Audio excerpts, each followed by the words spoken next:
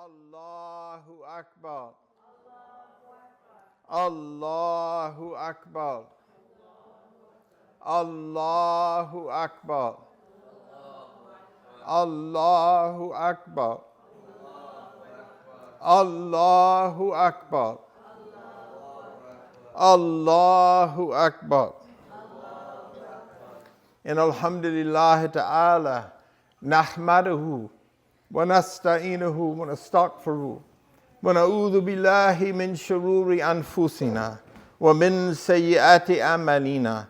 May yahdihillahu fala mudilla lahu wa may yudlil fala hadiya lahu. Wa ashhadu an la ilaha illallah wahdahu la sharika lahu wa ashhadu anna Muhammadan abduhu rasuluhu. Amma ba'd. All praise be to Allah.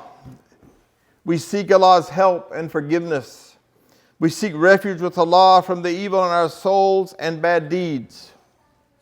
Whom Allah Azza wa Jal guides will never be led astray, and whoever Allah leaves astray, no one can guide. I bear witness that there is no God, there is no deity but Allah Azza wa Jal, the one having no partners, and I bear witness that Muhammad sallallahu alayhi wa sallam is Allah's final servant and messenger. Ya ayyuhalladhina amanu taqullaha haqqa tuqatihi wa la tamutunna illa wa antum muslimun. O you who have believed, fear Allah as Allah alone should be feared, and do not die except as Muslims in submission to Allah.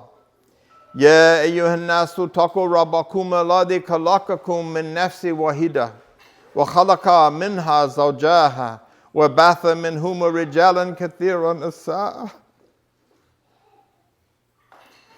وَاتَّقُوا اللَّهَ الَّذِي تَسَاءَلُونَ بِهِ وَالْأَرْحَامَ إِنَّ اللَّهَ كَانَ عَلَيْكُمْ رَقِيبًا. O people, be dutiful to your Lord, who created you from one soul and created from it its mate and dispersed from both many men and women.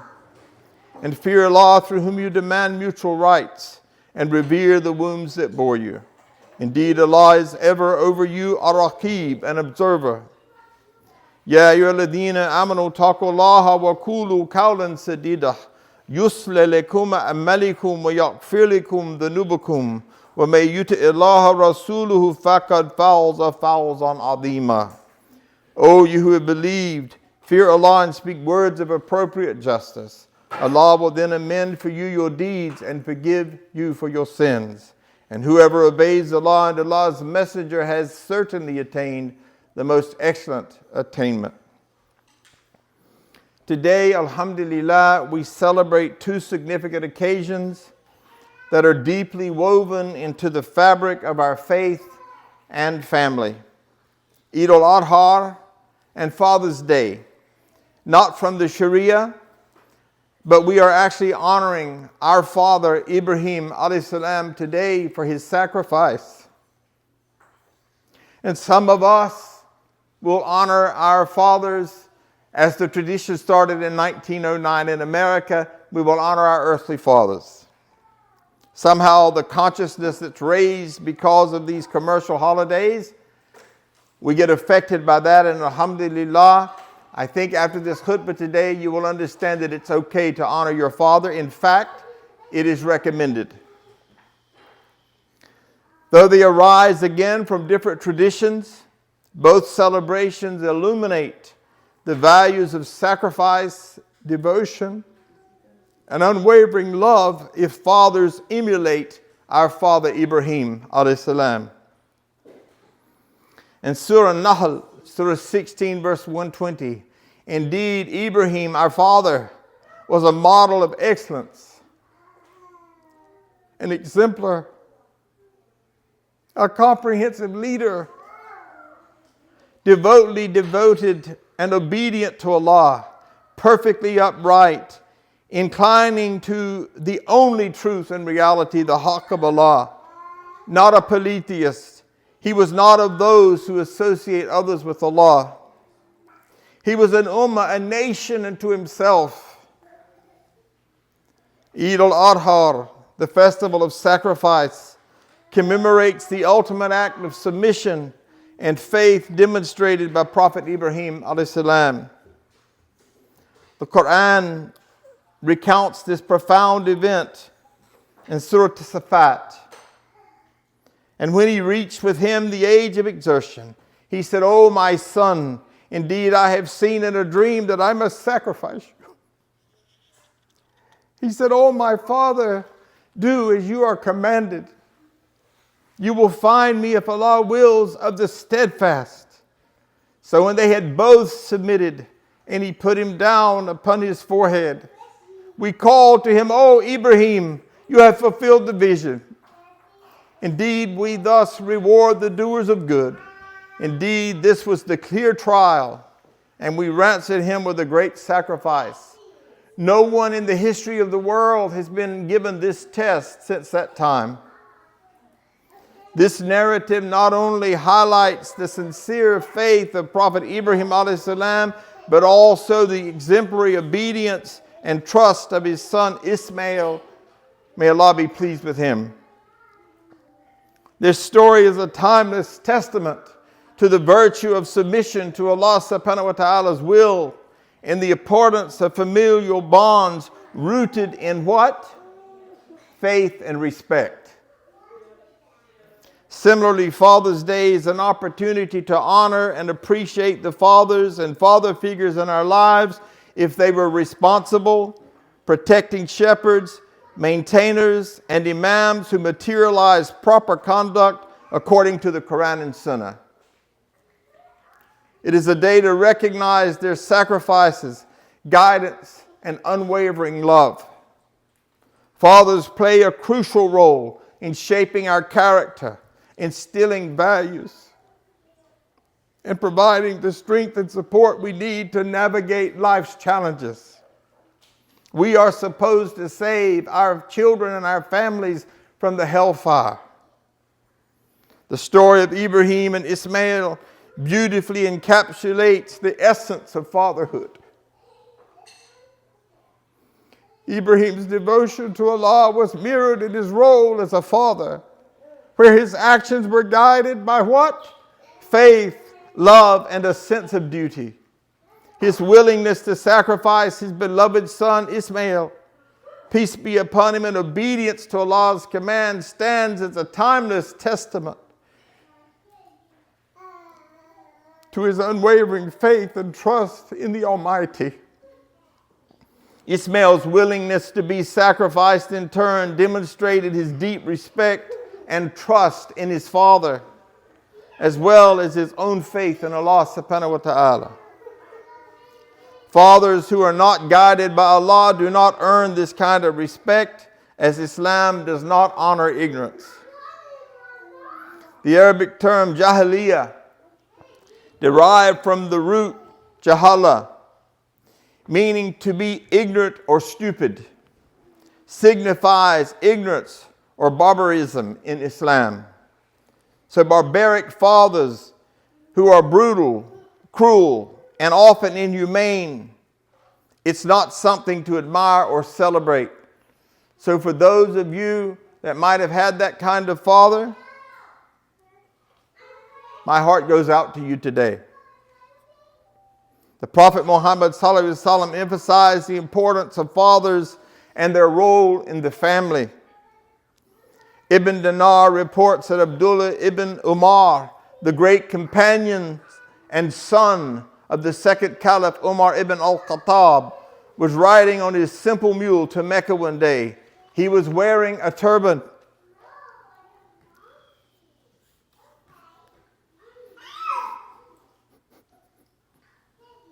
As they passed by a Bedouin man in the middle of the road, Abdullah dismounted his mule, gave the man his mule and the turban he was wearing, and continued to walk the rest of his way to Mecca. Ibn Dinar was shocked by his actions, which seemed misplaced and somehow like out of nowhere. And he's asking himself, why would he give his animal and turban to this Bedouin and walk by foot to Mecca? It would be sort of like today if all of a sudden I pulled over and gave my car to somebody and my hat. Now I'm going to walk without any sun protection to the khutbah today. I'm sure my wife would have had a lot of questions. Now, because of this Bedouin's appearance, they assumed he was like a beggar or some simple person. So they said to Abdullah, "May Allah reward you. But these Bedouins are satisfied with extraordinary little." They went on to say, if you just send them off with a date or two, not the kind of date that Americans have, but the dates that we eat, they will be satisfied. Why did you give him your ride and turban? Abdullah responded, "My father Umar ibn al-Khattab radiyallahu anhu used to love his father. I heard the Prophet ﷺ say, the finest act of honorable deeds, goodness on the part of a son, is to treat kindly the loved ones of his father." This is powerful. He didn't say he loved my father. My father loved his father. In a world where such concepts are foreign, Abdullah's actions stand as a beacon of deep influence. He said, "I want to honor him because by honoring the son, of my father's friend, I am honoring my father, and I am honoring what Allah has taught me to honor." This profound sense of duty and respect did not happen by accident. It happened because of a father who was connected to Allah and the example that he set. Abdullah ibn Umar radiyallahu anhu is the most frequent narrator of ahadith on behalf of a parent of anyone else. No companion narrated as many ahadith about parents. He resembled his dad, Umar ibn al-Khattab radiyallahu anhu, in both appearance and character. Distinguished among the servants of Allah for his love for the sunnah of the Prophet ﷺ, just as his father was celebrated for his love of the Prophet ﷺ and the sunnah. Folks, this is not an accident. That type of father-son relationship doesn't just happen. It doesn't come out of the osmosis or by osmosis. He had 2 marks under his eyes because he used to stand up and pray at night. And he used to cry the way that he had seen his father cry.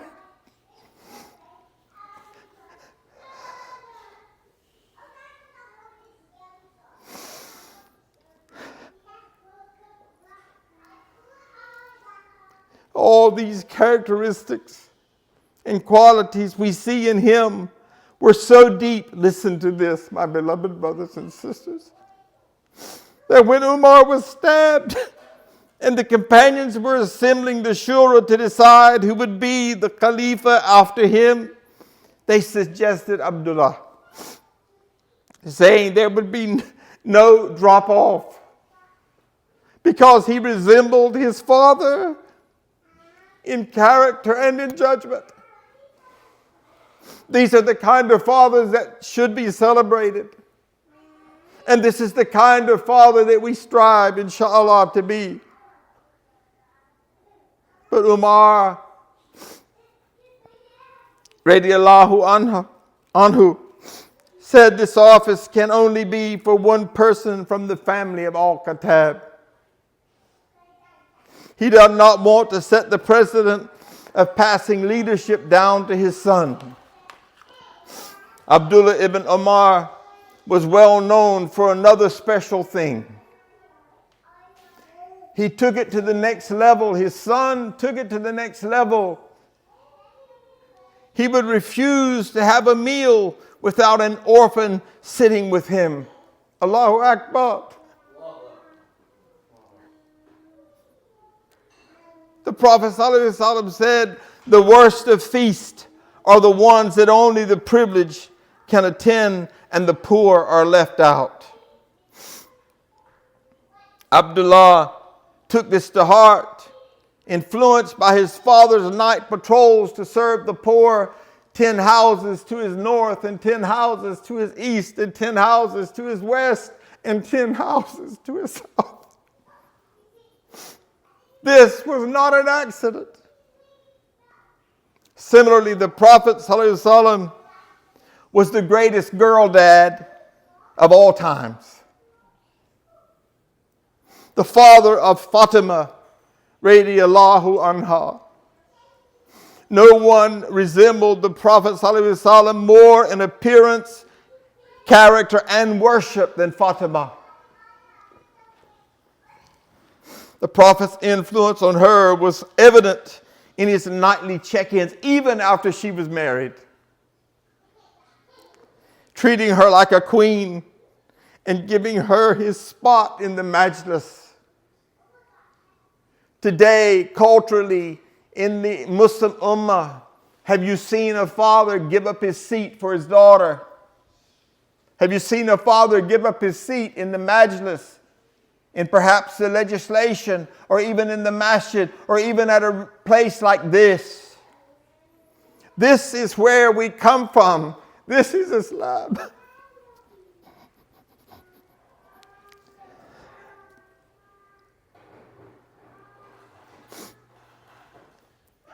In an era where fathers are often portrayed as buffoons in media, these virtues are lost upon us.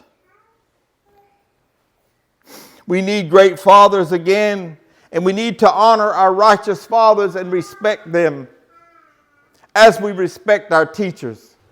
This is lost. Now we gossip about the imams, and we badmouth the imams.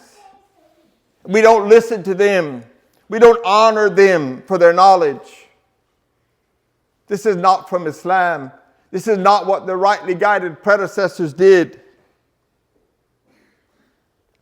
Abu Hurairah, radiallahu anhu, saw two men walking together and said to the young men, "Who is the man next to you?" They replied, "That's my father." Abu Hurairah said, "Do not call him by his first name. Do not walk in front of him, and do not seat yourself before he sits down. For I heard the Prophet ﷺ say, a son does not repay his father unless he buys or finds him as a slave and emancipates him. The only way you can pay your righteous father back is that way." This is the teaching of Islam that we need to revive. We all know the lofty status of the mother in Islam. But the father also holds a significant position. Who is most deserving of your honor? Who should you honor first? Your mother, your mother, your mother, and then your father. Abu Dar, radiallahu anhu, said, the Prophet ﷺ said, the father, listen my beloved brothers and sisters, in studying this, I had never heard this hadith. The father is the middle gate of the gates of paradise. So keep to this gate if you want, or lose that gate. That's a powerful hadith. Umar radiallahu anhu is famously known for siding with the son against the father, emphasizing the need for mutual respect. The father came and complained to him about his son. So Umar radiallahu anhu went and spoke to the son. And after he spoke to the son, he went back to the father and said, you have forfeited your rights because you didn't give your son his rights. How often do we hear the other part of that hadith?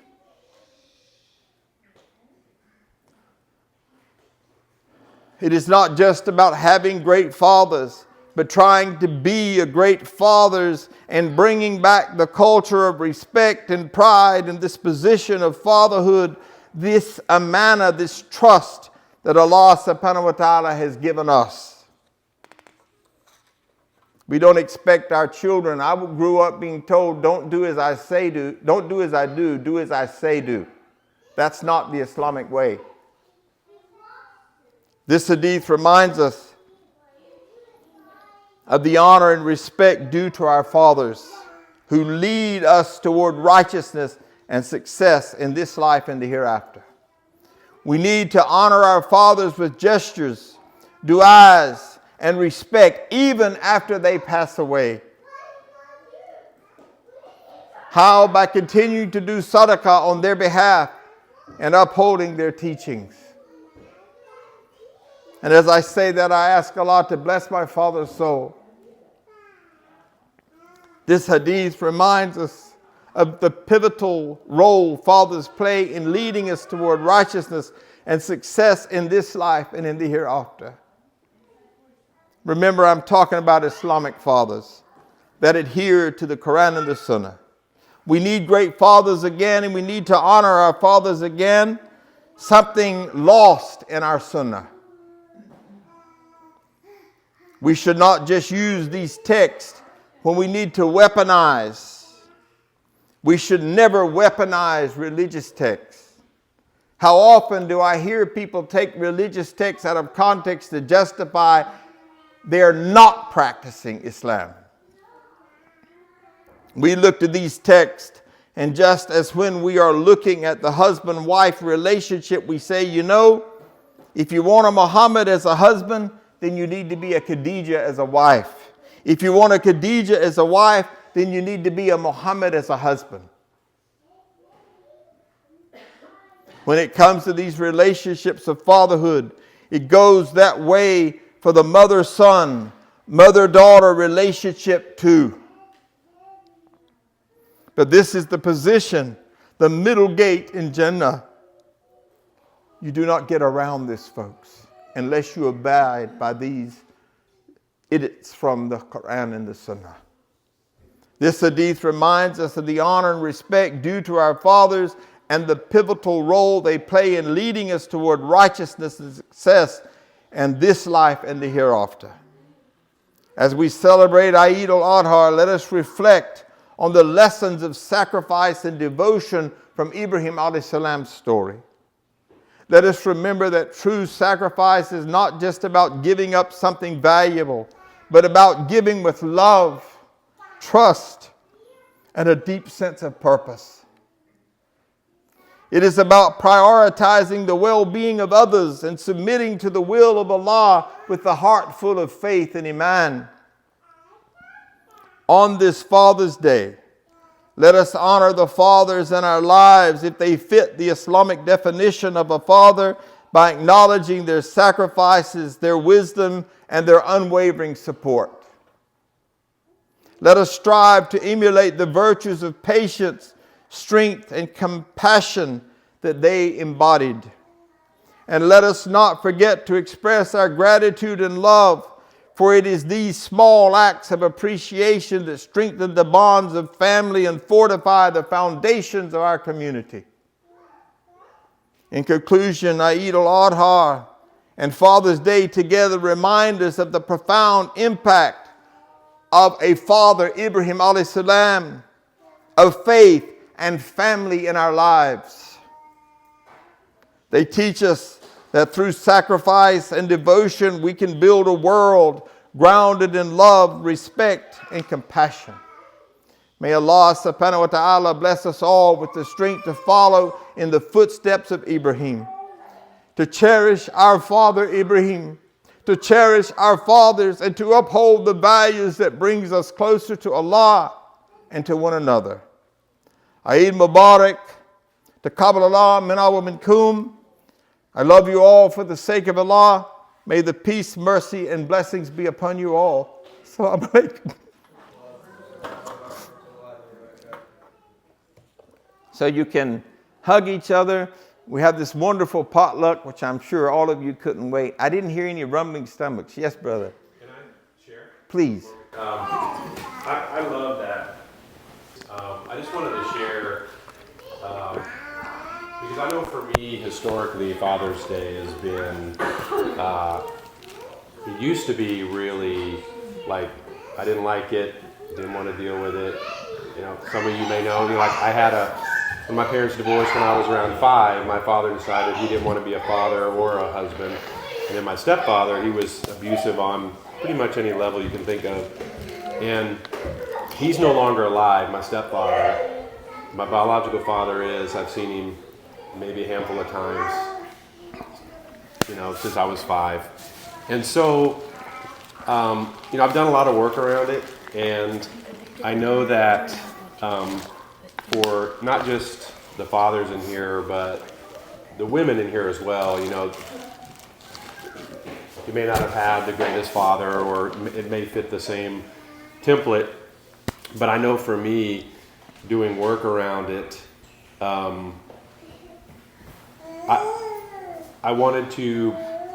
knew as soon as I started healing that I was healing my children even before they were with me, and not passing that along and breaking the cycle. And so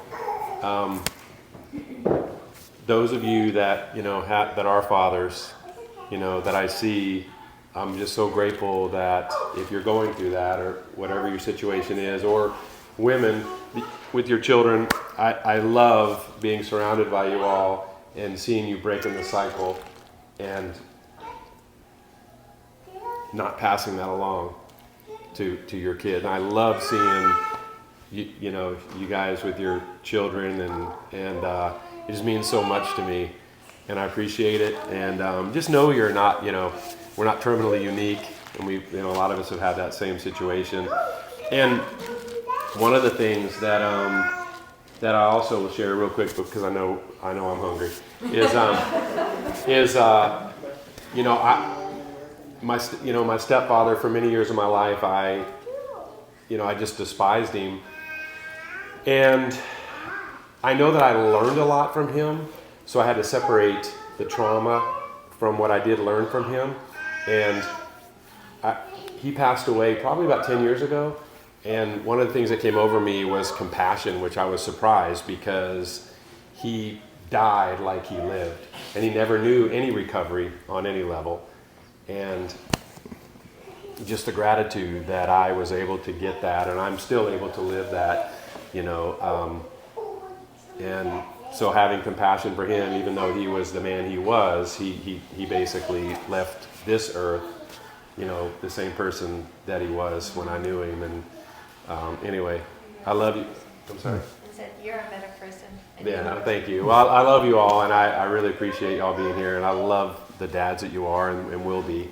All of you. Before we disband, though, if there's anyone else that would like to share, please feel free. Because I know that many people tell me, Imam, you know, I like your khutbah, but the sharing afterwards is better. So that means I got to work on my khutbahs a little bit.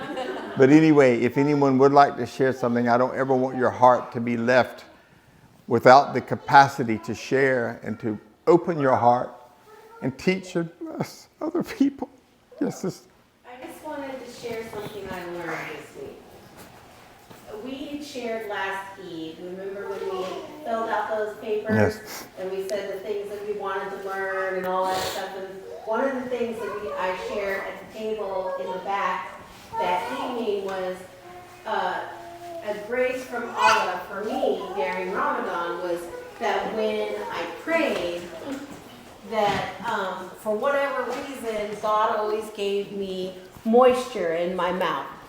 Like I always felt like that, right? So I was reading Fortress of a Muslim, and it's in the introduction of it. It tells how to set in the morning, how to do the remembrance of Allah, and how when you remember Allah, that your tongue, I don't want to misspeak it, your tongue moistens with the Remembrance? fruit, with your effort. And I was like, ding, ding, ding, ding, ding, ding, all the little bells went off, and I was like, that's exactly what he was doing. Every time when I'm fasting and I'm or struggling or whatever, and I start saying tasbih or I start saying du'as that I can remember, my mouth gets wet. MashaAllah. And it's all like, that's a reward. It's a reward. Moisture in the mouth is a reward during Ramadan for sure. And I just wanted to say that that was something that I learned this week. Alhamdulillah. Anybody else want to share? Yes, Bilal. Happy Father's Day. Oh, thank you. Thank you. Thank you. I think I love the khutbah, and I'm just really thankful to have you as my father. Even when I was not, practicing Islam, my parents would drop little tidbits. They never tried to force me to get back into Islam. It's almost like they knew Allah had a plan and I would find my way back, but they would always guide me along the way. And part of that is what made it so easy to get back into Islam. And I just am so thankful that I had you as my example as a father. I'm so thankful you're still with us. Thankful for who you are as a man. And I love you very much. I love you too. Thank you. Anybody else? If not, I'd like to Oh, share. please, go ahead. Alhamdulillah. I was just going to say, first off, thank you for the beautiful lecture, Imam Sykes. I feel like on Father's Day, I tend to feel detached sometimes. It's a unique Father's Day for me because it's the first time I'm a biological father. So there's like an extra layer of sweetness to it. But I'm grateful that I'm feeling emotional now after hearing your lecture, because one of the things I'm grateful for my father is that when I was a kid, he used to let me lead the prayers in front of all the Arab men that would even ask him, like, why? And for some reason, I think as a kid, I used to believe that's who my dad was. And it was a very safe feeling as a kid. And then as I got older, I realized that a lot of it was a cover-up for control. And I just feel like the control versus, like even in the prayer that I led for you guys, one of the ayahs from Surah Al Hajah it's two ayahs actually. It's Allah is telling Prophet Muhammad ﷺ to remind people of the message, because you are the reminder. You're right. And then He's hungry. and but not to be controlling onto them. And I just I feel like that's so important, because when you're a kid that grows up with this control and this criticism and shame, it's a very lingering feeling. And I know that personally I've done a lot of growth and healing, like you were describing, through therapy. And I definitely related to the feeling like already healing, I've already somehow, I feel like, helped Dean and Elijah before Dean was born. Elijah was already born, but before I came into their lives, or they came into mine. So I know like I've done more than my dad on some level, but sometimes I feel uncomfortable being me, and I have these body memories where it's like I have to be him. I have to be in control. So I just, I'm very grateful for my father in love. And I just love you all. Yes, please. I just I really appreciate it. You're so but blessed. just hearing everyone's stories, Blessed to have you. it makes me so blessed to know that my entire life I have been surrounded by amazing dads. Rima's father, I always just remember him as the most loving grandfather to me, my dad's dad. And then my dad, my dad has lived across the world since 2019. I only see him once or twice a year now. But even with him being on the other side of the world, he still makes such an effort to be there for everything and call and talk every day, and we have a 9 hour time difference, and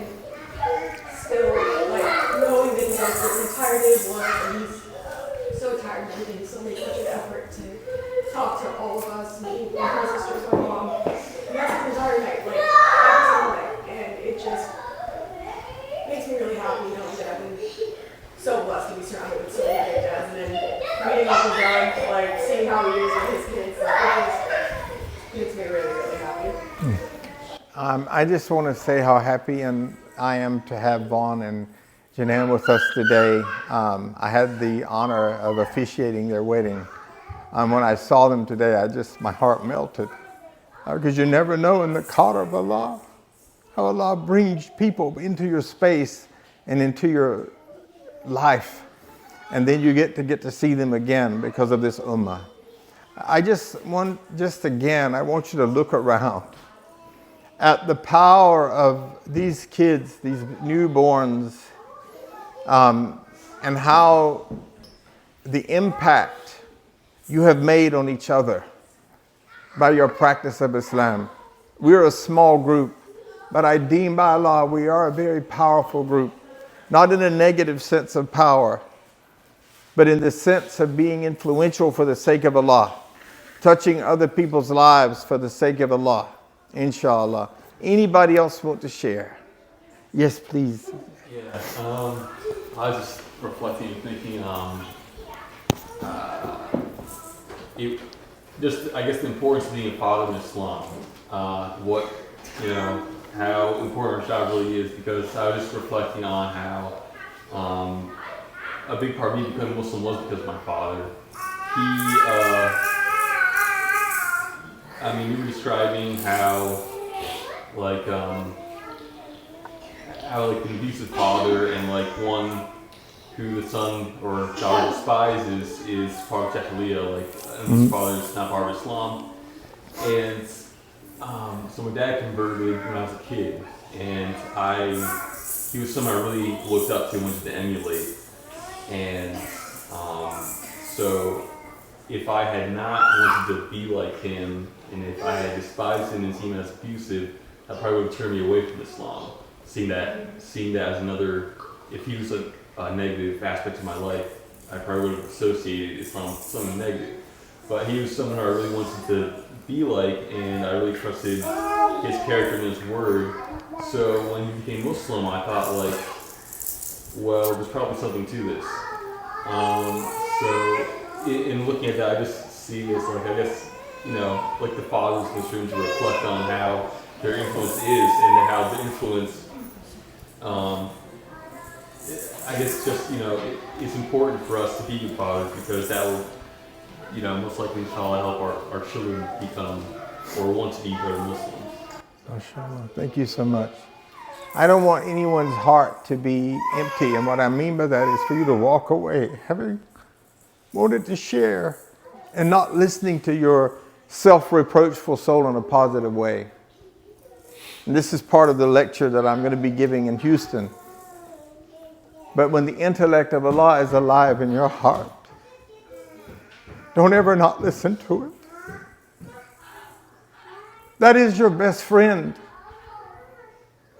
When the intellect of your heart is filled with Quran and Sunnah, and your heart is moved to do something, don't walk away from that. So anyone else want to share? If not, is the food ready, ladies and gentlemen? Oh, yeah. Okay. So why don't we let mothers with children go first and take care of the little ones, and then we'll let the ladies follow, even though it's Father's Day, and maybe we think with our egos we should be honored. We're going to let the ladies go before us, inshallah. Assalamu alaikum wa rahmatullahi wa barakatuh. I love you all.